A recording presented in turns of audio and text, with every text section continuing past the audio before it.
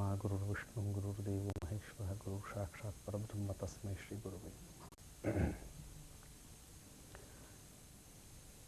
વિશ્વના જે ઉત્તમ ગ્રંથો છે એ બધા ઉત્તમ ગ્રંથોની અંદર જો કોઈ ગ્રંથની ગણના થતી હોય તો શ્રીમદ ભગવદ્ ગીતા. એચ.જી. વેલ્સ વિશ્વના મહાન ઇતિહાસકારોમાંનો એક, અને એણે કહ્યું કે જ્યારે વિશ્વની સરકાર રચાય અથવા જગતને એક જ ધર્મ આપવાનો હોય તો તે એક જ ધર્મને માટે ધર્મ પુસ્તક કયું, અને તે માટે એણે કહ્યું કે તેને માટે એકમાત્ર ગ્રંથ છે તે ગીતા. આપણે થોડી ગીતા વિશે વાતચીત કરવાના છીએ. આજે શ્રીમદ ભગવદ્ ગીતા, એના ગાયક છે ભગવાન કૃષ્ણ, યોગેશ્વર કૃષ્ણ. બહુ અદ્ભુત વાત છે આ ગીતાની. સામાન્ય રીતે તો એવું બને છે કે ધર્માચાર્યો જે પ્રવચનો આપે એ શાંત વાતાવરણ હોય, બધા લોકો સાંભળવા માટે આવ્યા હોય, ત્યાં આગળ પ્રશ્નોત્તરીઓ થતી હોય, ધાર્મિક વાતાવરણ હોય, અથવા તો એકાદ સંત હોય, એકાદ ફરિશ્તો હોય અને એને દેવનો પેગામ મળતો હોય, સંદેશો મળતો હોય. ત્યારે આ ગીતાની જરા વાત ન્યારી છે. બીજા સંદેશાઓ ફરિશ્તાઓ, સંતો, દેવદૂતો દ્વારા મળતા હોય. ગીતા જે મળી તે ભગવાનના શ્રીમુખેથી મળી. એની વાત જ કંઈક ન્યારી છે. ગીતા જે છે તે ભગવાને પોતાના શ્રીમુખથી ગાઈ, અને એટલા જ માટે બીજા બધા ગ્રંથો કરતાં સહેજ ઊંચી એટલા માટે છે કે બીજા ઋષિઓ, દેવદૂતોની અંદર ભગવાન પ્રકાશે છે, જ્યારે અહીંયા સ્વયં ભગવાન બોલે છે. વાત એવી બની, અમેરિકાથી એક વ્યાપારી મર્ચન્ટ હિન્દુસ્તાનમાં આવ્યો. એનું નામ હતું કાઉન્ટ કેસરલિંગ.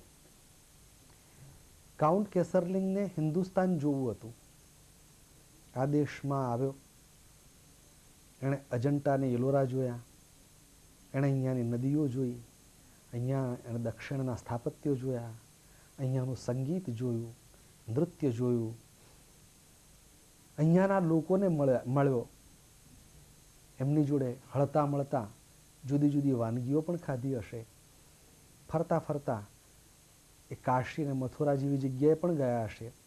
કેટલાય તત્વચિંતકોને મળ્યા એ ભાઈ, કેટલાક વિચારકોને મળ્યા, સાધુ સંતોને મળ્યા, બધાની જોડે વાત કરી, બધાને મળ્યા, હળ્યા મળ્યા. અને છેવટે જ્યારે પાછા જવા લાગ્યા ત્યારે એણે પોતાની ડાયરીમાં એક વાક્ય લખેલું. એ વાક્ય છે કે India is a rich land where poor people live. Bharat એવો ધનાઢ્ય દેશ છે કે જ્યાં ગરીબ લોકો રહે છે. કેટલો વિરોધાભાસ છે આ વાક્યની અંદર, અને છતાં કેટલો બધો સાચો છે. ગીતા જેવો ગ્રંથ આ દેશની અંદર હોવા છતાં નિસ્તેજતાનું વાતાવરણ કેમ, અનૈતિકતા કેમ, વૈચારિક દુર્બળતા કેમ, વિચારોનો દુકાળ કેમ, ભાવના શૂન્યતા કેમ, આવા ઘણા પ્રશ્નો ઊભા થાય છે. ગીતાએ માનવ જીવનનો અભ્યાસ એની અંદર આપ્યો છે. અને ગાવાવાળો એક માસ્ટર છે ભગવાન કૃષ્ણ. કૃષ્ણમ વંદે જગદગુરુ એમ કહેવાયા છે. જગતના ગુરુ છે, જગતને માર્ગદર્શન આપે એવા ગુરુ છે. અને એક માસ્ટરે જ્યારે પોતાની વાતો કહી છે ગીતાની અંદર, કૃષ્ણ તો માસ્ટર છે જ, એમાં શંકા જ નથી, પણ એમની સામે એકમાત્ર વિદ્યાર્થી છે, તેનું નામ અર્જુન. અને તે અર્જુન પણ ગજબનું વ્યક્તિત્વ ધરાવવા વાળો છે. ઘણા લોકો એવી શંકા કરે કે અર્જુન જે છે એ તો એક સોલ્જર રહ્યો, એક સિપાહી રહ્યો, એક યોદ્ધો રહ્યો, એનામાં એટલી બધી કંઈ બુદ્ધિ હોય નહીં, એને તો લડવાની જ વાત ખ્યાલમાં આવે, મારું કે મરું આટલી જ એને ખબર હોય. પણ આપણે જ્યારે ગીતા વાંચીએ છીએ ત્યારે ગીતાના દરેક અધ્યાયના અંતમાં લખેલું છે કે ઇતિ શ્રીમદ ભગવદ્ ગીતાસુ ઉપનિષદસુ બ્રહ્મ વિદ્યાયામ યોગશાસ્ત્રે શ્રી કૃષ્ણાર્જુન સંવાદે, અને પછીથી જે કોઈ અધ્યાય હોય તે યોગ વગેરેના નામો આવે. ત્યારે આનો મતલબ એ થાય છે કે અર્જુન જે છે તેને ભગવદ્ ગીતા કહેવાનું કૃષ્ણ ભગવાનને ગમ્યું. એ શેમાંથી લેવાય? તો ઉપનિષદમાંથી લેવાય.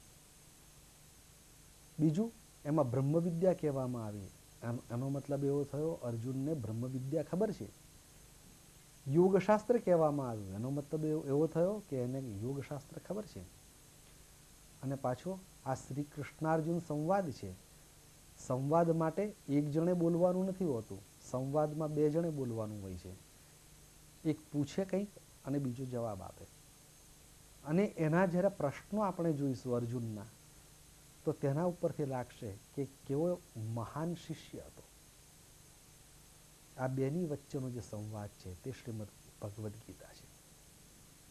આમે કૃષ્ણ ભગવાન જે છે ને, તે કૃષ્ણ ભગવાન તો ગોપ બાલ જેવું કામ કરેલું. એમણે ગોવાળિયા તરીકેનું કામ એમણે કરેલું. ગાયો દોહવાની એમને આદત હતી, અને દૂધ દોયા પછીથી દૂધ વહેંચવાની પણ આદત હતી. અને એટલા જ માટે એક સરસ એમને ઉપમા આપવામાં આવી કે સર્વોપનિષદો ગાવો.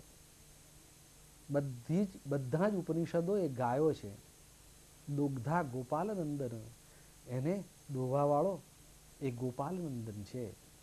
અહીંયા આગળ ગોપાલ શબ્દ જાણી જોઈને રાખ્યો. ગોપાલ નંદન.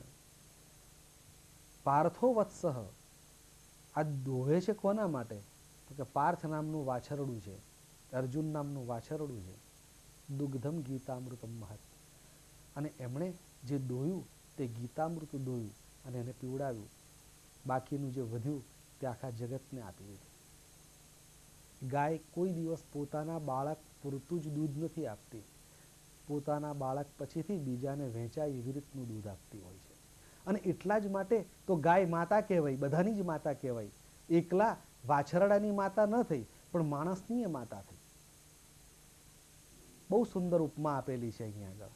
ઉપનિષદ પણ એ દરેકની માતા છે. અને એ બધામાંથી જે દોહન કરાયેલું ગીતામૃત છે એ પણ બધાની માતા છે. માટે તો ગીતા માતા એમ કહેવામાં આવ્યું. આ જે ગીતા માતા છે, એ ગીતા માતા વિશે થોડોક જરા બીજો વિચાર કરીએ તો આ ગીતા જે કહેવાય, તો મેં અગાઉ કહ્યું તેમ, એ કોઈ એકાદ ગુફામાં નથી કહેવાય, કોઈ એકાદ એકાંતમાં નથી કહેવાય, કોઈને ખાનગીમાં કહેવાયેલી નથી, ક્યાં તો એના પ્રવચનો કૃષ્ણ ભગવાને કર્યા નથી. ગીતાની જે ખાસિયત છે તે આ છે કે એક એવું વાતાવરણ છે કે જે વાતાવરણ યોગ્ય જ નથી. સવારના પ્રહરની અંદર હજુ યુદ્ધ થવાનું બાકી છે, હજુ સૈન્યો ગોઠવાઈ રહેલા છે, બે બાજુ સૈન્યોની ગોઠવણી થઈ છે, વ્યૂહો રચાઈ રહ્યા છે. અને તેવી વખતે અર્જુન એક વાત પૂછે છે કે મારે લડવું છે તો હું જરા જોઈ તો લઉં કે કોની કોની સામે લડવું છે. એની એક જરા ખુમારી જુદી છે. આજીવન યોદ્ધો છે. એ કંઈ પહેલી વાર યુદ્ધ કરવા આવ્યો નથી. અને ખરો યોદ્ધો હોય ને તે યુદ્ધની વખતે એવો રંગમાં આવી જતો હોય, ઉત્સાહમાં આવી જતો હોય, તે વખતે એને થતું હોય કે હું શું કરી નાખું. આવો આ યોદ્ધો આવે છે બે સૈન્યોની વચ્ચે. કૃષ્ણ ભગવાન એને લઈ આવે છે. કૃષ્ણ ભગવાન બતાડે છે કે જો તારે આની સામે લડવાનું છે. હજુ યુદ્ધને વાર છે, હજુ ઘણો સમય છે. યુદ્ધની અંદર તે વખતે જે વ્યૂહ ગોઠવાતા તે કંઈ ઘડીકમાં નહોતા ગોઠવાઈ જતા. એમાં 4-4, 5-5 કલાક, 6-6 કલાક જેવું તો થાય જ. ત્યારે તેવી વખતે બંને જણ બે સૈન્યની વચ્ચે ઊભા છે, હજુ શસ્ત્રો શરૂ નથી થયા. અને તેવી વખતે અર્જુનને જે એક તકલીફ ઊભી થઈ, તે તકલીફ બહુ ઇમોશનલ હતી, લાગણીથી પ્રચુર હતી, લાગણીથી ભરેલી હતી. એણે કહ્યું કે યુદ્ધ તો હું કરું, દુર્યોધનને કદાચ પહેલો જ જોયો હોત અને દુર્યોધનને જ મારવાનો હોત તો અલગ વાત હતી, પણ સામે તો ભીષ્મ પિતામહ છે, સામે દ્રોણ ગુરુ છે, કૃપાચાર્ય છે, પોતાના ગુરુઓ છે, પોતાના દાદા છે, પોતાના સગા સંબંધી છે, અને એમાં એ લાગણીવશ થઈ ગયો. અને એ લાગણીવશ થઈ ગયા પછીથી એક બાજુ યુદ્ધ કરવું એ એનો ધર્મ, અને બીજી બાજુ એનો કુટુંબ ધર્મ, આ બે ધર્મની વચ્ચે જે ઝઘડો થયો, સંઘર્ષ એના મનમાં થયો, તેમાંથી કેટલા પ્રશ્નો ઊભા થયા, અને એ પ્રશ્નો જ્યારે બહાર પડ્યા ને, એમાંથી ગીતાનો જન્મ થયો. અને એ પ્રશ્ન પછી એ કૃષ્ણ ભગવાનને પૂછતો જ જાય છે. ગીતા બહુ મજાની એક એ છે કે પોતાને બે ધર્મોમાંથી જે સંઘર્ષ ઊભો થયો, ત્યારે બે ધર્મો વચ્ચેથી ગીતાનો જન્મ થયો. આ એક વાત. બે સૈન્યોની વચ્ચે ગીતા કહેવાય, આ બીજી વાત. મહાભારતની અંદર પણ વચ્ચે મુકાઈ ગીતા, આ ત્રીજી વાત. ત્યારે આ રીતે ગીતા એ મધ્યમાં મુકાયેલી છે. અને એટલા જ માટે કૃષ્ણ ભગવાનનો ઉપદેશ પણ મધ્યમ માર્ગી છે, કોઈ અંતિમ માર્ગી નથી. ક્યાં તો એકદમ મોજ મજા કરો, એકદમ જીવનને વેડફી કાઢો, હરેક પ્રકારની મસ્તી મોજ માણો, આવું કૃષ્ણ ભગવાન નથી કહેતા. તો બીજી બાજુ શરીરને વ્રત તપ એનાથી એટલું બધું કષ્ટ આપી આપી અને તકલીફમાં મૂકી દો, એને કૃશ કરી નાખો, એમ પણ કૃષ્ણ ભગવાન નથી કહેતા. અને મધ્યમાં જીવવું જ અઘરું છે. માણસ ભૂતકાળની અંદર જીવી શકે છે, માણસ ભવિષ્યની અંદર જીવી શકે છે, પણ માણસને વર્તમાન કાળમાં જીવવું બહુ અઘરું છે. માણસ જ્યારે નવરો પડ્યો હોય ને, ત્યારે એને ક્યાં તો ભૂતકાળની વાતો યાદ આવતી હોય અને એમાં રાચ્યા કરતો હોય, અને ક્યાં તો ભવિષ્ય કાળના એ ઘોડા દોડાવ્યા કરતો હોય. ત્યારે ક્યાં તો ભવિષ્યમાં રમતો હોય અને ક્યાં તો ભૂતકાળમાં રમતો હોય. ભૂતકાળ આપણા હાથમાં નથી અને ભવિષ્યની ખબર નથી, એની વચ્ચે જીવવાનું માણસને બહુ સારું લાગે છે. સ્વપ્નની અંદર માણસને જીવવાનું બહુ ગમે છે, કારણ કે સ્વપ્ન એ પોતે જે ધાર્યું હતું તે દેખાય છે, અને જે વર્તમાન છે, જાગૃત આંખ છે, એની અંદર જીવનની જે વાસ્તવિકતા છે તે છે. અને એટલા જ માટે માણસને ભૂતકાળની અંદર કાં તો ભવિષ્યમાં જીવવાનું ગમે છે. મધ્યમ માર્ગ એટલે જ વર્તમાન કાળમાં જીવવું. તે ભૂતકાળ એ વીતી ગયેલી વાત, ભવિષ્ય થવાવાળી વાત, અને વર્તમાન અત્યારે જ જીવવાની વાત, માટે જ એ મધ્યમાં છે. બીજી એક ખાસિયત એ છે ગીતાની કે આ જે ગીતા છે તે સમરાંગણની અંદર કહેવામાં આવી. સમરાંગણમાં કહેવામાં આવી એટલે યુદ્ધનો ઉન્માદ છે, એવું કંઈ વાતાવરણ નથી કે બંને જણ શાંત ચિત્તે બેઠા હોય અને ધર્મની ચર્ચા કરતા હોય. આનો મતલબ એ થયો કે જે વાસ્તવિક પ્રશ્નો જીવનમાં ઊભા થાય છે, એ વાસ્તવિક પ્રશ્નોને કેવી રીતે ફેસ કરવા, એ વાસ્તવિક પ્રશ્નો જે છે એને કેવી રીતે સોલ્વ કરવા, એની જ બાબતો એમાં કહેવાયેલી છે. આ એક ગીતાની ખાસિયત છે. આ ગીતા જે છે, જેમ અગાઉ કહ્યું તેમ કે ભગવાન શ્રી કૃષ્ણના મુખમાંથી નીકળેલી છે. ભગવાન શ્રી કૃષ્ણ માટે તો એમ કહેવાયું છે કે એ તો સગુણ સાકાર બ્રહ્મ છે. ભાગવતની અંદર તો કૃષ્ણ ભગવાન માટે બહુ મજાની વાત કહેવાય.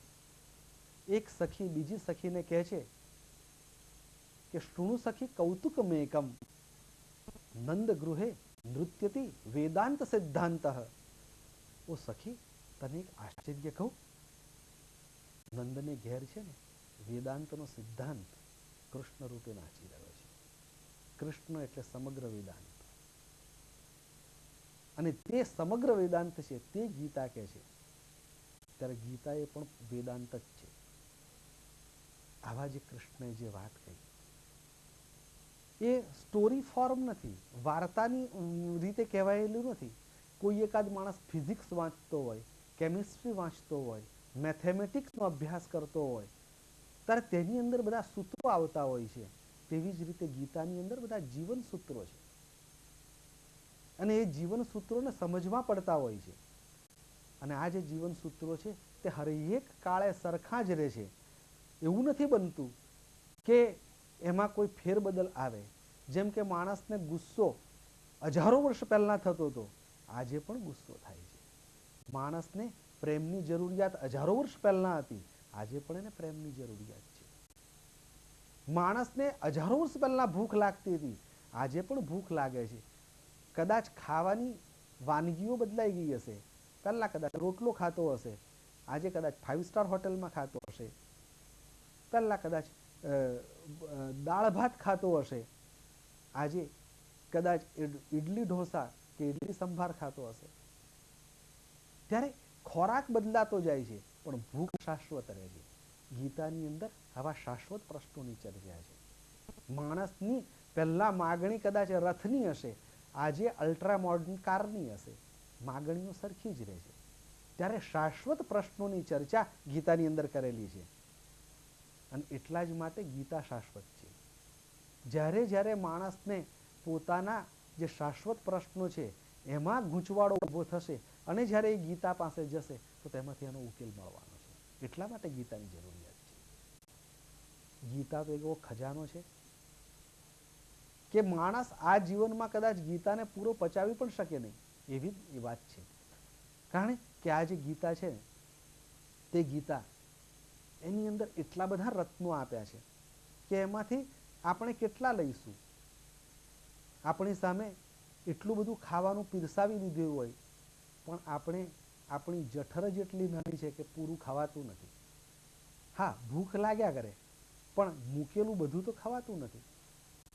ત્યારે એટલું બધું ભગવાને અંદર ભરી દીધું છે. અને એટલા જ માટે મજાની વાત એવી બની કે જ્યારે કૃષ્ણ ભગવાને ગીતા કહી તે દિવસથી તે આજ દિવસ સુધી ગીતા ઉપર અનેક લોકો ચિંતન કરવા લાગ્યા છે. અનેક લોકોનું, મહાપુરુષોનું ચિંતન છે જ. જુદા જુદા એંગલથી એનું ચિંતન થયેલું છે, જુદા જુદા સમયમાં એનું ચિંતન થયેલું છે, જુદી જુદી પરિસ્થિતિઓમાં એનું ચિંતન થયેલું છે. લોકમાન્ય ટિળક કે ગાંધી જેવા માણસો સ્વાતંત્ર્ય સંગ્રામ વખતે એનું ચિંતન કરે છે. મહર્ષિ અરવિંદ એને યોગની પરિભાષાની અંદર એનું ચિંતન કરે છે. આદ્ય શંકરાચાર્ય એનું ચિંતન એ જ્ઞાન અને યોગની પરિભાષામાં વેદાંતના સિદ્ધાંતોમાં કરે છે. તો મહાપ્રભુજી જેવા ભાવપૂર્ણ ભક્ત છે તે પણ એનું ચિંતન ભાવાત્મકતાથી કરે છે. અને દરેકને પોતપોતાને જોઈતી વસ્તુ એમાંથી મળી રહે છે. શું આ જેવી તેવી વાત નથી? અરે એક નાનામાં નાનો માણસ પણ જો ગીતાનો અભ્યાસ કરવા માટે બેસશે ને, અને બીજું એને કાંઈ ખબર નથી, દરરોજ જો ગીતા વાંચ્યા જ કરશે તો એક દિવસ એને પણ ગીતાની અંદરથી એવા સ્ફુરણો થશે કે તે સ્ફુરણો એનું જીવન બદલી કાઢશે. આદ્ય શંકરાચાર્ય એટલા માટે જ માણસને કહ્યું, માણસની ભૂખ જોઈને કહ્યું કે ભગવદ્ ગીતા કિંચિદ અધીતા ગંગાજલ લવકણિકા પીતા. તારા જીવનની અંદર ઓ માનવ ગીતાનો એકાદ ટુકડો પણ આવી જશે તો તારું જીવન ધન્ય બની જશે. માણસને પોતાનું જો જીવન ધન્ય બનાવવાનું હોય તો ગીતાનો એકાદ ટુકડો એણે વીણી લેવો જોઈએ. દાખલા તરીકે દૈવી ગુણો છે, એ દૈવી ગુણોની અંદર અભય નામનો એક ગુણ છે. શરૂઆત જ દૈવી ગુણોની અભયથી થાય છે.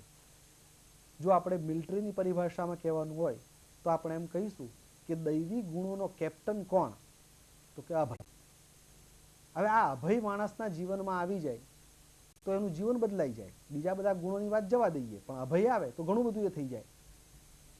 અને આ અભય અને નિર્ભય આ બેમાં પાછો ફરક છે. રાવણ નિર્ભય હતો, હિટલર નિર્ભય હતો, ગુંડાઓ નિર્ભય હોય છે, પણ ગાંધીજી, બુદ્ધ, મહાવીર, સંતો, ઋષિમુનિઓ, દધીચી જેવા લોકો એ બધા અભયત્વને પામેલા છે.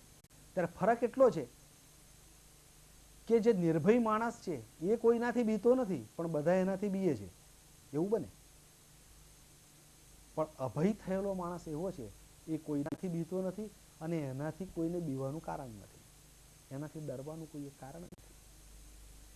ત્યારે એની અંદર જોડે જોડે ઘણા બધા ગુણો વિકસેલા હોય છે.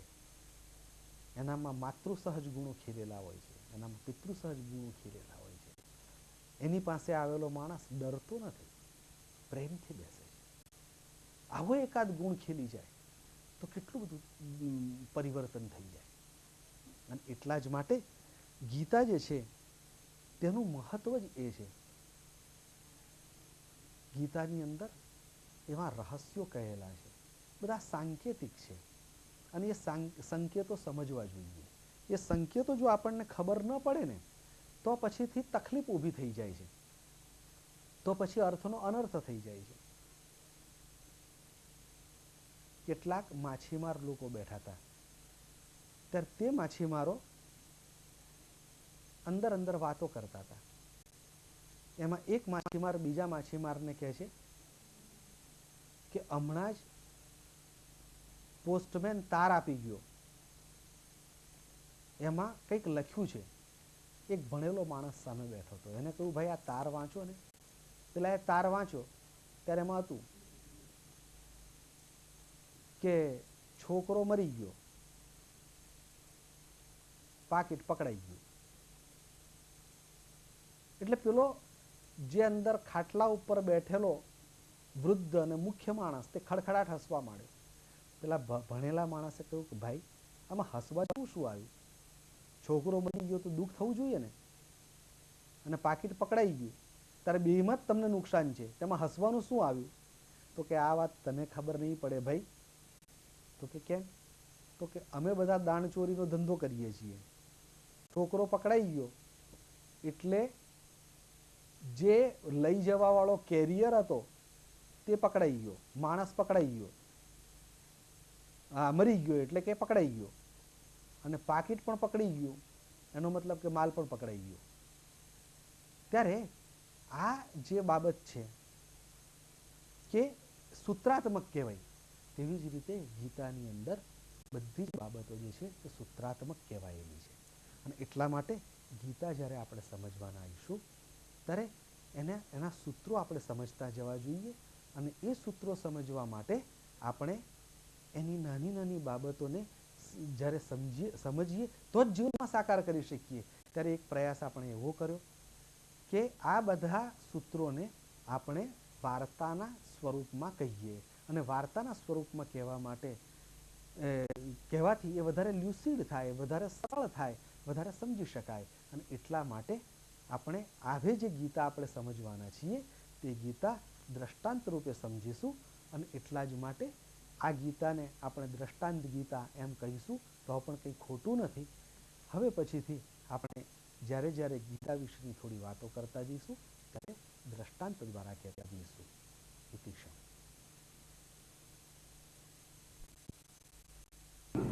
વસુદેવ સુતં દેવં કંસચાણૂરમર્દનમ દેવકી પરમાનંદમ કૃષ્ણં વંદે જગદ્ગુરુમ ગુરુર્બ્રહ્મદેવો સાક્ષાત પરબ્રહ્મ તસ્मै શ્રી ગુરવે નમઃ. અર્જુન ઉવાચ યોયમ યોગસ્ત્વયા પ્રોક્તઃ સામ્યેન મધુસૂદન એતસ્યાહં ન પશ્યામિ ચંચલત્વાत् સ્થિતિં સ્થિરામ. મધુસૂદન, જે આ યોગ સમભાવ એની સ્થિતિ, મનની સ્થિતિ ચંચળતાને લીધે હું સ્થિર જોતો નથી. ચંચલમ હિ મનઃ કૃષ્ણ પ્રમાથી બલવદ્રઢમ તસ્યાહમ નિગ્રહમ મન્યે વાયોરીવ સુદુષ્કરમ.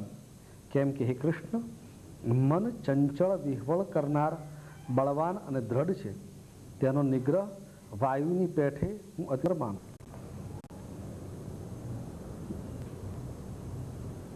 અર્જુનને એક સામાન્ય માણસને શંકાની વાત, એ દરેકને એમ થાય છે કે મનને વશ કેમ કરવું, how to control the mind. એક વખતે એમ બન્યું કે બિરબલ અને બાદશાહ બંને મહેલની અગાશીમાં બેઠા હતા. યમુના નદીના કિનારા ઉપરથી પવન આવી રહેલો હતો. બંને જણ વાતોમાં મશગુલ હતા. અને તેવી વખતે બાદશાહના મગજમાં એક વિચાર આવ્યો. એણે કહ્યું કે બિરબલ, જાત જાતના પ્રાણીઓ એક તાલીમ આપી છે, ટ્રેનિંગ આપી છે, અને તાલીમ આપીને એ લોકોને પોતાનું મનમાનું કરાવડાવ્યું છે. કૂતરાની પાસે સલામ કરાવડાવી શકાય, પગ ચાલે, કૂતરો ખેલ કરે, કામ કરાવી શકાય, ઘોડાને પણ નચાવી શકાય. ત્યારે જાતના પ્રાણીઓને નચાવી શકાય, જાતના પ્રાણીઓ જે છે તેમને વશ કરી શકાય, એને તાલીમ આપી શકાય. એમાં છે કે જેને તાલીમ લાય, ધીરે રહીને બિરબલ બોલ્યો કે હા, એક એવું છે કે આપી શકાય નહીં, અને તાલીમ અપાય ચાલશે જેની ખાતરી નહીં. તો કે એવું કયું પ્રાણી? તો કે બિલાડી. ઘોડાને ટકી શકાય. આપણે સર્કસમાં જોઈએ તો આ બધા ટ્રેન થયેલા પ્રાણીઓ છે. કૂતરો હોય, વાંદરો હોય, ઘોડા, હાથી હોય, વાઘ હોય કે સિંહ હોય, આ બધાને વશ કરી શકાય. બિલાડીને વશ કરવી બહુ અઘરી.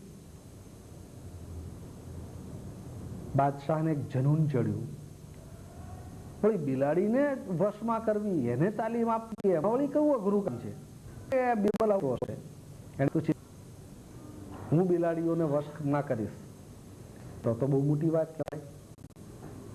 તમે કરશો તો બહુ સારી વાત છે, પણ હજુ મને સાચું લાગતું નથી. અને જ્યાં આ વાત સાંભળીને એટલે બાદશાહને જનૂન ચડ્યું કે હવે તો મારે બિલાડીઓને વશમાં કરવી જ જોઈએ. એણે કહ્યું હું તને બિલાડી એને તાપીને બતાડીશ. આમ કરતા કરતા સમય પસાર થવા લાગ્યો. સમય ગયો, લગભગ 8-9 મહિના જેવું થયું. એક દિવસ બાદશાહે બિરબલને કહ્યું, બિરબલ આજે સાંજે જમવાનું મારી સાથે રાખજો. બિરબલને મગજમાં ખ્યાલ આવી ગયો કે અગાઉ નક્કી કર્યું હતું એનું એમ એ પણ જરૂરી તૈયાર, જે કંઈ ચીજ વસ્તુઓ જોઈતી કરતી હશે લઈ નહીં. બાદશાહના ખંડમાં બંને જણ બેઠા છે, બાજઠો મુકાયા છે, થાળીઓ આવી ગઈ, જમવાનું પણ આવી ગયું. અને તે જ વખતે બાદશાહે તાલી પાડી, અને તાલી પાડતાની સાથે 10 બિલાડી અર્ધવર્તુળાકારમાં ગોઠવાઈ ગઈ. અને તે દરેક બિલાડી એના માથા ઉપર એક એક દીવો મૂકી દીધો.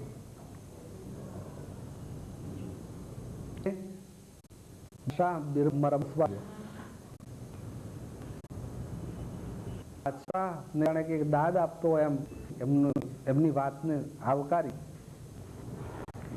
આમ કરતા કરતા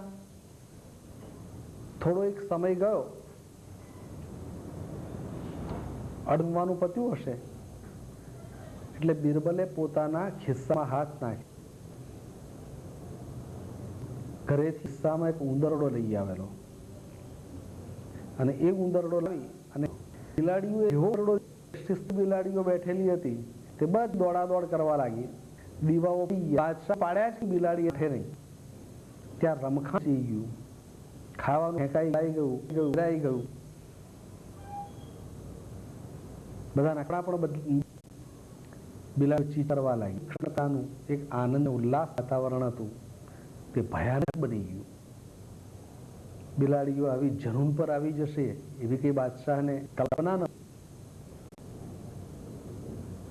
બાદશાહ તાલીઓ પાડ્યા જ કરે, ગૂંચવાઈ ગયા. અને આ હાર જીતનો સવાલ હતો. પોતે આટલા દિવસ જે ટ્રેનિંગ આપેલી એ પરીક્ષાનો દિવસ હતો. પણ એક પણ બિલાડી બાદશાહ પાસે આવી નહીં.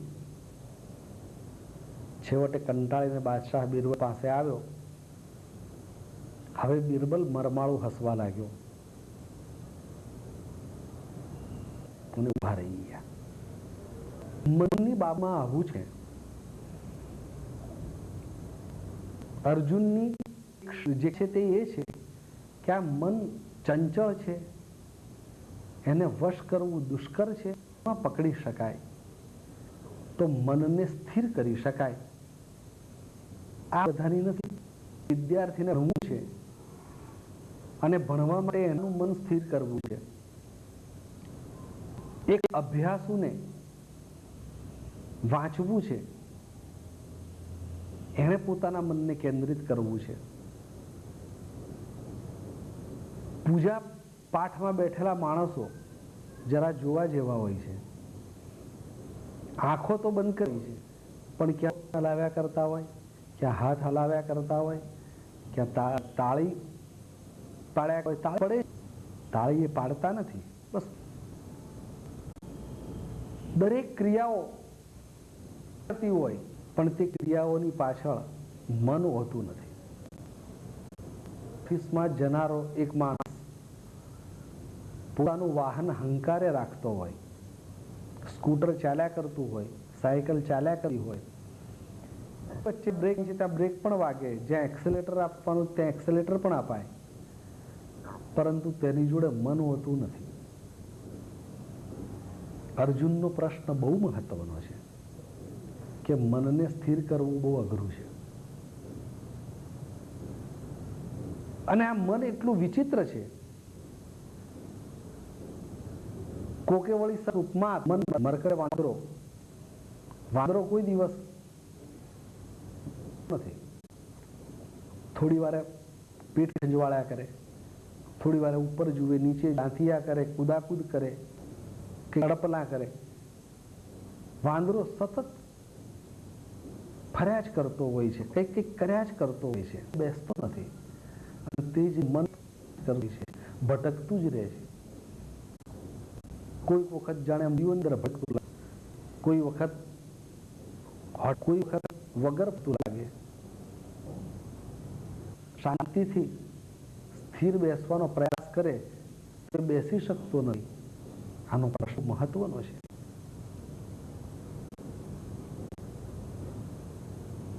આપણે ટ્રેડમાં જોવા મળશે કે શરૂઆતમાં આપણે કોઈને ઓળખતા નથી હોતા, તો એક પેપર કાઢીશું, 5 વાર વાત કરીશું કે મેગેઝિન વાંચવાનું કરીશું શરૂ, અને થોડી વાર વળી પાછા બાજુ ઉપર મૂકી દઈશું, વળી પાછા થોડી વારમાં લઈશું, વળી પાછા મૂકી દઈશું, વળી આપણે વાંચેલી વાત તે ફરી પાછા વાંચીશું. વાંચ્યું છે એટલે મન નથી થતું, પણ વળી પાછું કંઈક તો પ્રવૃત્ત રહેવું જોઈએ એટલે પાછું વાંચવાનું ચાલુ થાય. આ મન એવું છે કે કુદાકુદ કર્યા કરે છે. જેમ કે આપણે પૂજા કરવા માટે બેઠા હોઈએ ને, આપણે આપણું ધ્યાન ભગવાન કૃષ્ણ કે શિવજી કે માતાજી એ જ લગા, જ્યાં આપણે એમનું ચિંતન કરતા હતા કે તરત જ ત્યાંથી મન વિચાર કરશે આવી રીતે કે આવી જ મૂર્તિ મેં દ્વારિકામાં જોયેલી. પછીથી દ્વારિકાની અંદર એ ક્યારે ગયો તે વાત યાદ આવશે, એની જોડે યાદ આવશે, તે વખતે બસમાં કેવી ધમાલ થયેલી તે પણ યાદ આવશે, તે વખતે કેટલા જણને મારામારીમાં વાગેલું તે પણ યાદ આવશે, ત્યાર પછી નજીકની પણ યાદ, અને તે કેટલી ખરાબ હતી તે પણ ખ્યાલમાં આવશે, અને ત્યાં ડોક્ટર કેવા પ્રકારના હતા પણ ખ્યાલમાં આવશે. વાત ક્યાં હતી? ભગવાનની બેસી અને માતાજી અથવા ભગવાનની જે મૂર્તિ છે એમાં મન કૃષ્ણ ભગવાનની મૂર્તિ સામે સ્થિર કર્યું, અને પછી શું શું થઈ ગયું. તે જ રીતે જમવા માટે બેસીએ ત્યારે શું દશા થાય છે? જમવા માટે ખાઈએ, પ્રાર્થના કામ લઈને જમવા બેઠા છીએ, ચૂપચાપ જમે છીએ, અને અચાનક મગજમાં એવો વિચાર આવશે રસ્તા પર જો ત્યારે એની સાથે પેલું ચૂથાયેલું નચડા આવશે, અને તે વખતે એક ક્ષણ માટે મોઢામાંનો કોળિયો પેટમાં જશે કરે.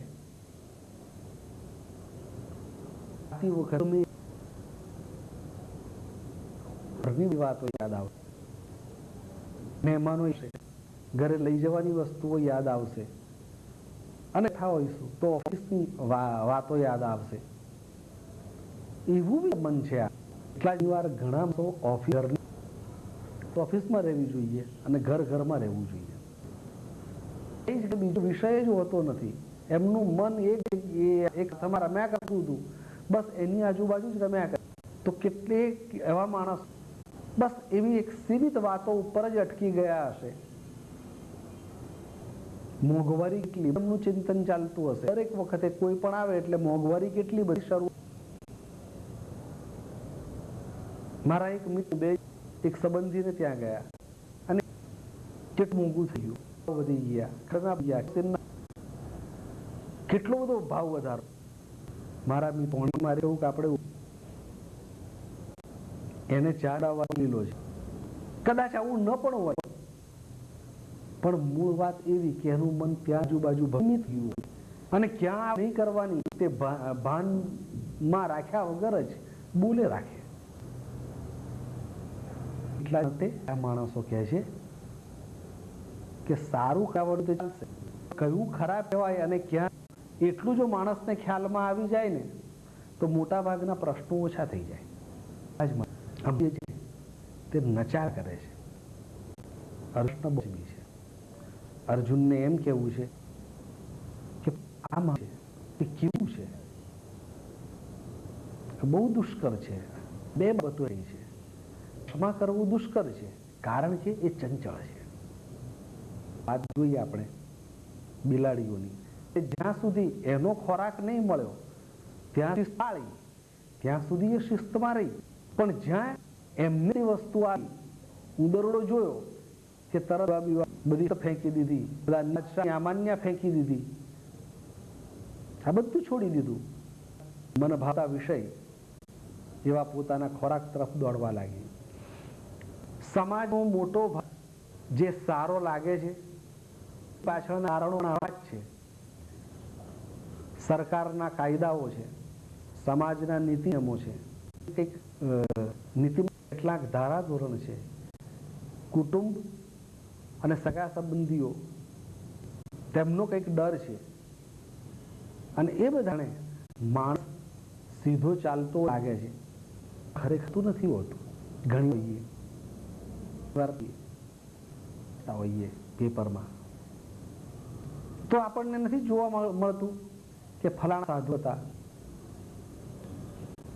તેમને ત્યાંથી આવ્યો, ત્યાંથી વિલાયતી દારૂ પકડાયો, ત્યાં સ્ત્રી, કેટલા ફોટોગ્રાફ પકડાયા, અસભ્ય વર્તન કરતા એ પકડાયા, ફોટોગ્રાફ આવ્યા. આમ તો સારા જ હતા અને છતાં આ કેમ? કારણ કે મન જે વાત જવા દો, મને પણ ભાગો પહેરી લીધો છે કે હું કરીશ તો એની આળસમાં એની પાછળ બહુ સારી રીતે ભોગવી શકે. અને એટલા જ માટે આવા લોકોને જોઈએ છીએ ત્યારે એમ લાગે છે, એવું કહેવાનું મન થાય છે કે આશ્ચર્ય તો એ વાતનું હંમેશા થાય છે, આવું પતન પણ થાય. ગીધ તો ઊંચે ને વ્યોમને ચુંબે, માં ટુકડાને ભાળી ભોંય પર ભાઈ છે. બસ તો એ વાતનું મુજને હંમેશા થાય છે. એને પતન કરવા વાળું છે તે ઋષિનો જ્યારે આપણે ઇતિહાસ તપાસીએ ત્યારે વિશ્વામિત્ર ઋષિ મનને ક્યાં કરે છે અને તપશ્ચર્યા કર્યા પછીથી એમની અપ્સરા આવે છે અને તે અપ્સરાને જોયા પછી હજારો વર્ષ કરેલી તપશ્ચર્યા, કામા થવા માટેના જે એમણે કરેલા ઉપાયો, તે બધું ધૂળધાણી થઈ જાય છે એ અપ્સરાની સાથે. કેટલાય વર્ષ સુધી અને તેના દ્વારા એમને સંતાન થયું, એક બાળકી થઈ શકુંતલ. ત્યારે પથભ્રષ્ટ થઈ જાય છે. ત્યારે તેવી વખતે આ મન કેટલું સક્ષમ છે, કેટલું મજબૂત છે તે એકાતા. અર્જુનનો મૂળ સવાલ આ જ છે કે આ મનને કેવી રીતે વશ કર. જાત જાતના યોગ કહો છો ખરા, એ યોગ જવાબ અને એ ચંચળ છે. આ ચંચળ શબ્દ બહુ મહત્વનો છે. જે ફરીથી ખસી જાય છે, ચલિત થઈ જાય છે, એટલે જ થતું નથી. અચલ એટલે જે સ્થિર છે તે, એટલે જે સ્થિર રહેતું નથી તે. પાછા આપણે જડ બસ એ પોતે કઈ જ કરી શકતું નથી, માટે સ્થિર જીવવું. એક મૂક્યો તો વર્ષો સુધી જો કોઈ નહીં હટાવે ત્યાં જ રહેશે. શકે છે એ પોતે હટી શકે છે છતાં પણ. અને એટલા જ માટે ચંચળતા એ જો મનનો ગુણ હોય તો એ સદગુણ પણ બની શકે છે.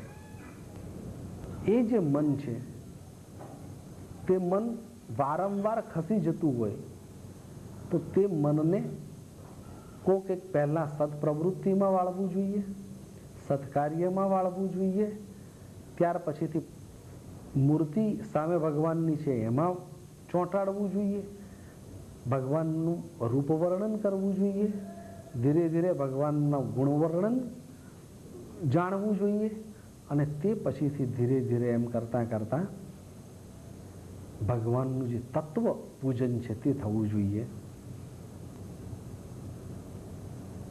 આપણે સામાન્ય વ્યવહારમાં એક શબ્દ કહીએ છીએ કે અમુક એક યુવતી કે પ્રેમમાં પડ્યા, આવો એક શબ્દ આપણે વાપરીએ છીએ.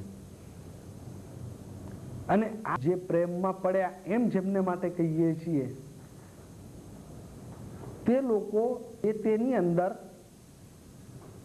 એવા એક રૂપ થઈ જતા હોય છે કે તે સ્થિર કોઈ એક બાબતમાં જોડાઈ જવું, ચોંટી જવું, એ કલા જ્યારે આવડી જાય ત્યારે મન સ્થિર થઈ શકે.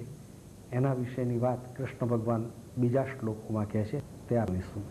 સર્વેત્ર સુખિનઃ સંતુ સર્વે સંતુ નિરામયા સર્વે ભદ્રાણિ પશ્યન્તુ મા કસ્માત.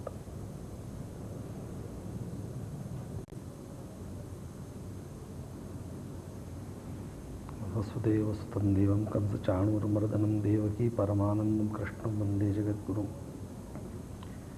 ગુરુર્બ્રહ્મા ગુરુર્વિષ્ણુ ગુરુર્દેવો મહેશ્વર ગુરુર સાક્ષાત પરમ બ્રહ્મ તસ્મૈ શ્રી ગુરુવે નમઃ. શ્રી ભગવાન ઉવાચ અસંશયં મહાબાહો મનો દુર્નિગ્રહં ચલમ અભ્યાસેન તુ કૌંતેય વૈરાગ્યેણ ચ ગૃહ્યતે. હે મહાબાહો, ખરેખર મન ચંચળ અને વશ કરવું મુશ્કેલ છે, તો પણ હે કૌંતેય, અભ્યાસ અને વૈરાગ્ય વડે તે વશ કરાય છે. અથ ચિત્તમ સમાધાતુમ ન શક્નોષિ મયિ સ્થિરમ અભ્યાસ યોગેન તતો મામિચ્છાપ્તુમ ધનંજય. હે ધનંજય, જો તું ચિત્તને મારામાં સ્થિર કરવા સમર્થ નથી તો અભ્યાસ યોગ વડે મને પામવાની ઈચ્છા કર. અગાઉ અર્જુને જે પ્રશ્ન ઉપસ્થિત કર્યો હતો કે ચંચલમ હિ મનઃ કૃષ્ણ પ્રમાથી બલવદ દ્રઢમ, આ મન તો ચંચળ છે, તેને કેવી રીતે વશ કરાય? અને એના જવાબમાં ભગવાન કૃષ્ણ એનો આ વાત કહે છે. એક વખત એવું બન્યું કે એક રાજ્ય હતું. રાજ્યના રાજા ઉલ્લાસપ્રિયજી નામ પ્રમાણે જ હંમેશા ઉલ્લાસમાં રહેવાવાળા, પ્રજાને પણ આનંદમાં રહે એના માટે એ ખાસ પ્રયાસ કરતા. આ ઉલ્લાસપ્રિયજી એ પોતાની પ્રજાના મનોરંજન માટે જાત જાતના પ્રયાસો કરતા. અને રાજાનો મતલબ જ એવો થાય છે કે પ્રજાને રંજન કરાવે તે રાજા. પ્રજાની નાની નાની બાબતોમાં એ ધ્યાન આપતા, શિક્ષણની બાબતમાં ધ્યાન આપતા, સ્વાસ્થ્યની બાબતમાં ધ્યાન આપતા, રોજગારીની બાબતમાં ધ્યાન આપતા, અને સ્વાસ્થ્ય માટે નવા નવા કિમિયાઓ ખોળતા. તેમાંય જે યુવકો છે એ યુવકોને બળવાન બનાવવા માટે, દ્રઢ બનાવવા માટે રમતોનું આયોજન કરતા. વર્ષમાં એક દિવસ એવો નક્કી કરેલો કે સમગ્ર રાજ્યના યુવાનો જુદી જુદી રમતો રમવા માટે ત્યાં આગળ આવે, અને એ રીતે ત્યાં આગળ રમતોત્સવ થતો. આવો જ એક રમતોત્સવ થવાનો હતો. દેશમાં, પોતાના રાજ્યમાં એક પ્રકારનો આનંદ છવાયેલો હતો કે અમે બધા ભાગ લેવા માટે જવાના. વિશાળ મેદાનની અંદર ચારે બાજુ રંગબેરંગી ધજા પતાકા બાંધેલા હતા, શામિયાણાઓ તૈયાર થયેલા હતા, મહારાજાના સિંહાસનની વ્યવસ્થા કરવામાં આવેલી હતી. એક બાજુ રાણી બેઠા હોય, બીજી બાજુ રાજકુમાર બેઠેલા હોય, ત્યાર પછી એમના અધિકારીઓ બેઠેલા હોય, દિવાન પ્રધાન વગેરે બેઠા હોય. આવી સુંદર એક વ્યવસ્થા કરવામાં આવેલી હતી. પ્રજા પણ સારી રીતે જોઈ શકે એ માટે પણ વ્યવસ્થા કરેલી હતી. અને એક પછી એક રમત શરૂ થવાની હતી. મહારાજાએ ધ્વજ હાથમાં લીધો અને ધ્વજ હલાવી અને રમતોત્સવની શરૂઆત કરાવડાવી. અને ત્યાર પછી તો ઘોડાદોડ આવી, અને ત્યાર પછી મલકુસ્તી આવી, ત્યાર પછી જાત જાતના ખેલો આવ્યા. એમાં તલવારની પટાબાજી આવી. એમ કરતા કરતા છેલ્લે એક જરા અજબ પ્રકારની વાત કહેવાય એવું બન્યું. એક મલ્લ આવીને ઉભો રહેલો, એકલો જ હતો, શરીર કસાયેલું હતું, જાણે કે મૂર્તિમંત એકાદ પહાડનું સ્વરૂપતા ઊભું હોય એવો. ઊંચો, જાડો, પહોળો, ખરબચડું શરીર, કસાયેલા સ્નાયુઓ, પોતાના બાહુ થાબડતો ત્યાં આગળ આવીને ઊભો રહ્યો, સાથળો ઠોકવા લાગ્યો. આખા શરીર પર તેલ લગાવેલું, એની એક ચમક હતી, અને એ વચ્ચે આવીને ઊભો રહ્યો. એટલામાં જ કાળી ડિબાંગ જેવી એક ભેંસ ત્યાં આગળ દોડતી આવી. અને આ મલ્લ આ ભેંસની જોડે આટાપાટા ખેલવા લાગ્યો. ભેંસ આ મલ્લને જોઈને ખીજવાયેલી હતી, અને તેમ છતાં એ મલ્લ એને પોતાના લાગમાં લેવા માંગતો હતો. આખરે એણે ભેંસને પકડી એને છટ્ટોપાટ પાડી દીધી. એના ઉપર એણે પોતાનું દબાણ કર્યું. એના ચારે ચાર પગ બાંધી દીધા, બબ્બે પગની આ બાજુ, બબ્બે પાછળ વગેરે બાંધી. અને ત્યાર પછી એ મલ્લે એ જાડી તગડી વજનદાર એવી ભેંસને જાણે કે રમતા રમતા ઉંચકી લીધી હોય એમ પેલા બબ્બે પગ પકડી અને પોતાના ખભા ઉપર મૂકી દીધી. અને તે વખતે પછી પોતે એક મોટું જે પરાક્રમ કર્યું છે તે બતાવવા માટે ગોળ ગોળ ફરવા લાગ્યો. લોકોએ આ જોયું, અને જાણે બારે મેઘ વરસવાના હોય ને એ પહેલા ગડગડાટ થવાનો હોય એ રીતે ગડગડાટ તાળીઓનો થવા લાગ્યો. લોકો ખુશ થઈ ગયા, કિકિયારીઓ કરવા લાગ્યા, આનંદોદ્ગાર કાઢવા લાગ્યા. વાહ કેવું પડે. મલની પણ છાતી ફૂલાતી હતી. રાજા ઉલ્લાસપ્રિયજી એ પણ ખુશ થઈ ગયા. આ એક નવો ખેલ છે. અને ત્યાર પછીથી એ મલ્લને બોલાવવામાં આવ્યો. મલ્લે સપ્રેમ રાજાને અને રાણીને નમન કર્યા. અને ત્યાર પછી રાજાએ એનું બહુમાન કર્યું. એને શાલ ઉઢાડી, ગળામાં ચંદ્રક એ કર્યો, અર્પણ કર્યો, હાથમાં કંઈક પૈસા આપ્યા. એને નવાજ્યો. એ નીચે ઉતર્યો. પરંતુ રાજાએ જોયું કે રાણી શક્તિપ્રિયાજી એ કંઈ બહુ ખુશ થયા હોય એવું નહીં. એમનું હાસ્ય પણ બનાવટી હતું. જેવો મલ નીચે જતો રહ્યો એટલે ગંભીરથીને બેસી ગયા. એક બાજુ પ્રજા અને બીજા બધા લોકો આનંદોદ્ગાર કાઢે છે, કુદાકૂદ કરે છે, અને ત્યાં શક્તિપ્રિયા બસ આમ જ બેઠા છે.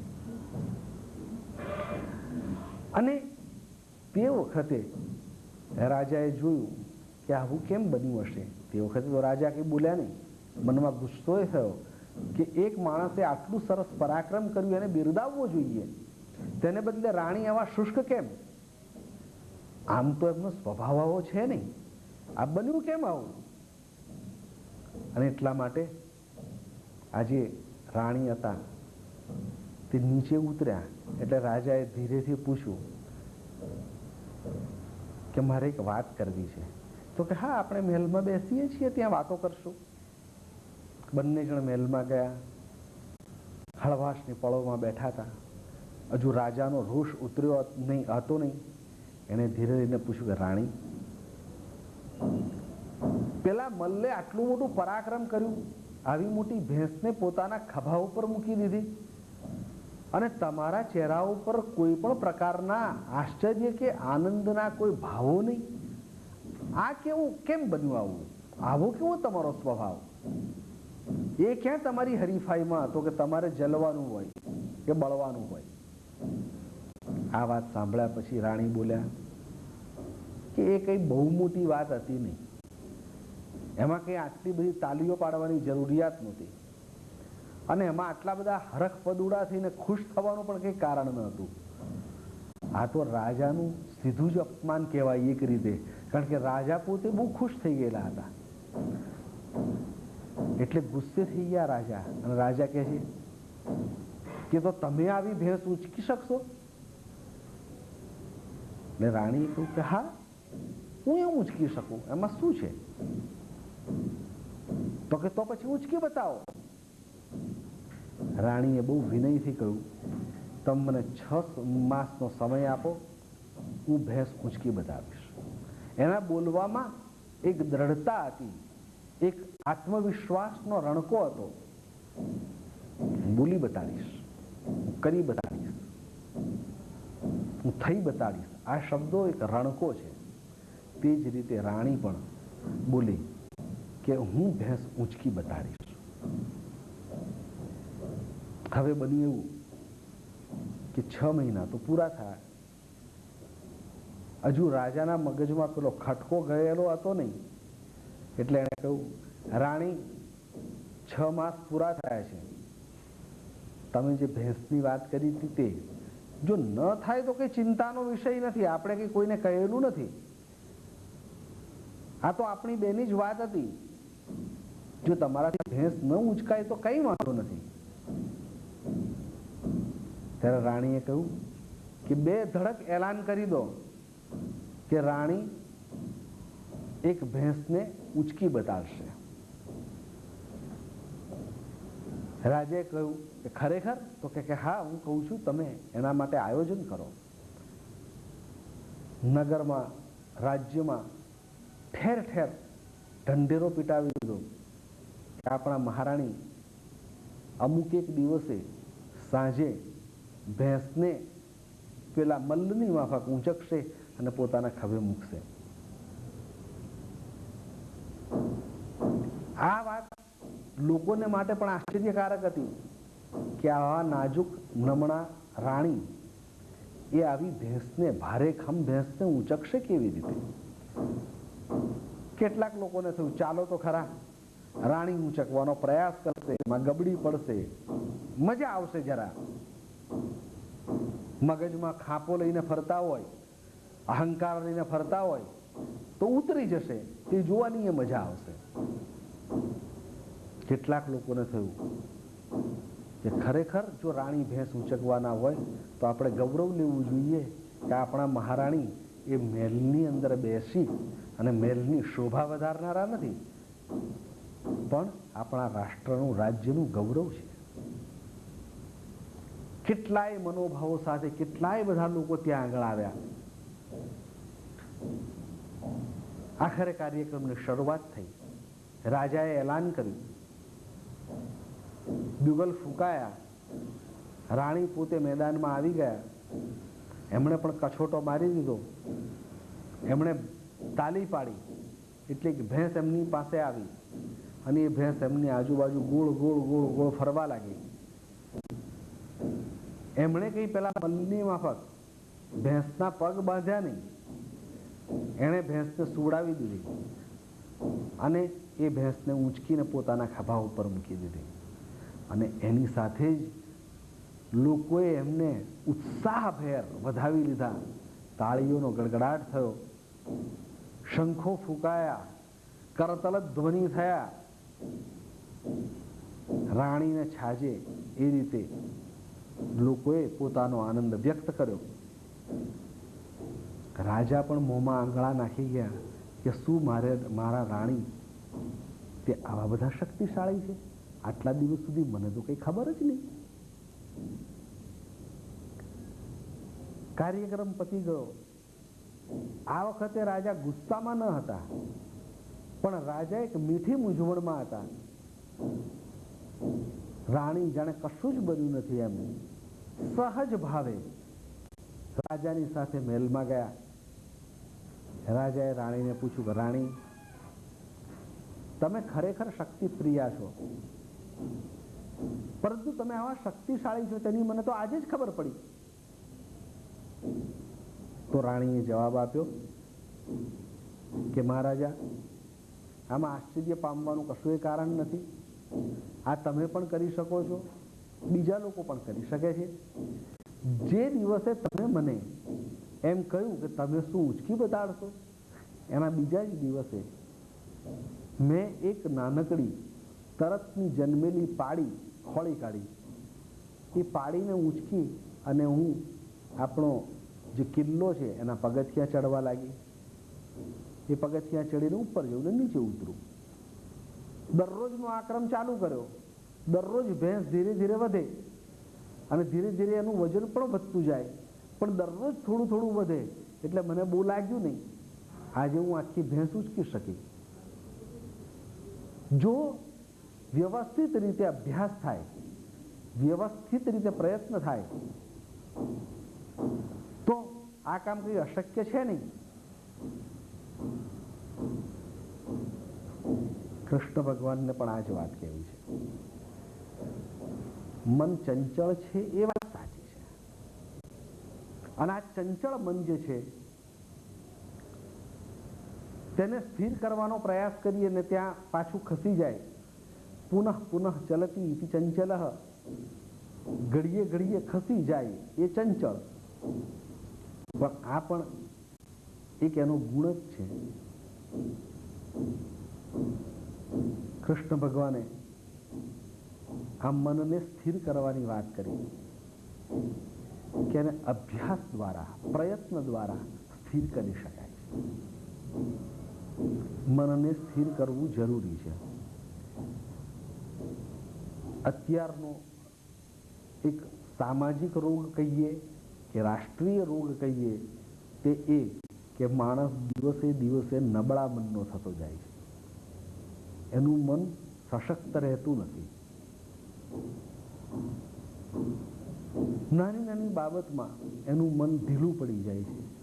સહેજ અગવડ આવી એટલે દુખી દુખી થઈ જાય છે. થોડીક એક સગવડ મળી તો ફૂલાઈને ફાળકો થઈ જાય છે, ખુશખુશાલ થઈ જાય છે. આ મન એ પ્રકારનું થઈ ગયેલું છે કે જેવું વાતાવરણ સર્જાય તેવા વાતાવરણની અંદર તેના જેવું થઈ જાય છે. એકાદ વસ્તુ લેવાની ઈચ્છા થાય અને તેને માટે પ્રયાસ કરવામાં આવે, તે વસ્તુ મળે એટલે 2-4 દિવસ એનો આનંદ રહે અને પછી ધીરે ધીરે એ રૂટીન બની જાય, ધીરે ધીરે એ સહજ સામાન્ય બની જાય અને એના પરિણામે આ જે મનની શક્તિ જે છે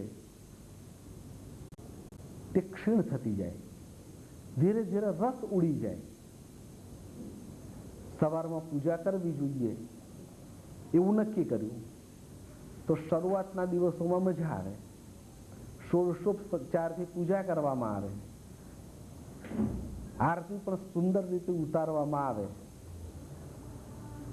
ધીરે ધીરે એમાંથી રસ ઓછો થવા લાગે અને પછીથી એક આદત પડી જાય. એક વખતે એવું બન્યું, એક વકીલ પોતાના અસીલો જોડે પોતાના ઘરની ઓફિસમાં બેઠો હતો.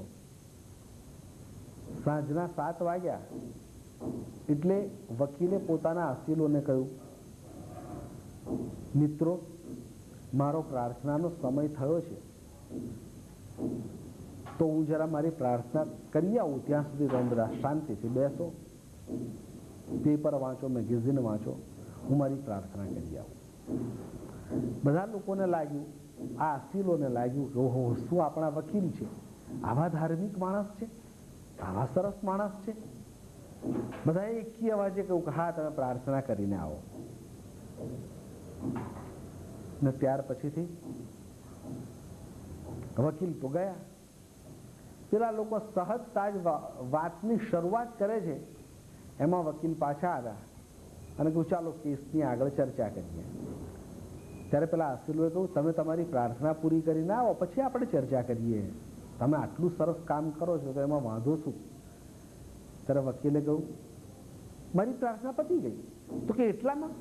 તમે તો હમણાં અંદર ગયા ને વળી બહાર આવ્યા, એમાં પ્રાર્થના પતી ગઈ? તો કે હા.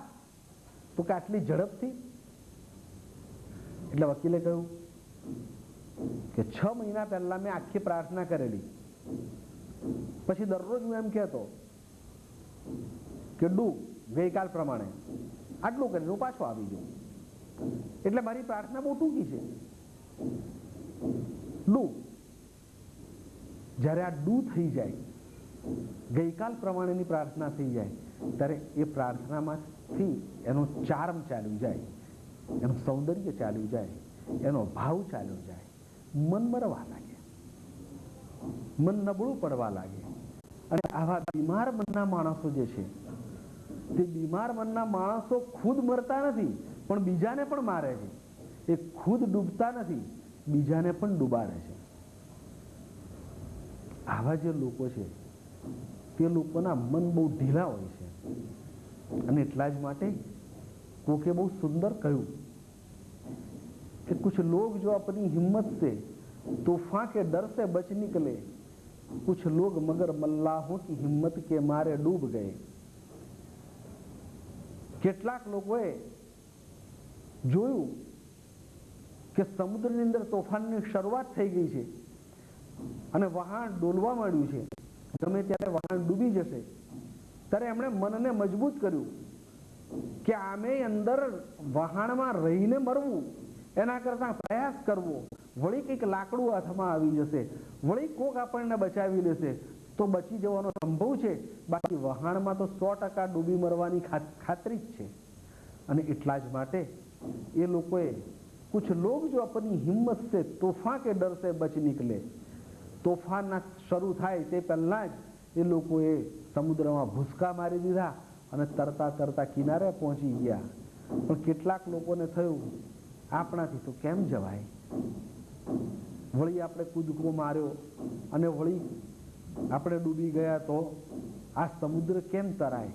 આપણે તો નદીમાં તરવા વાળા લોકો, ટ્રેનિંગ લીધેલી હોજની અંદર, એ હોજની ટ્રેનિંગ નદીમાં કોક દિવસ ખેલ કરીએ, સમુદ્રમાં કેમ કૂદાય?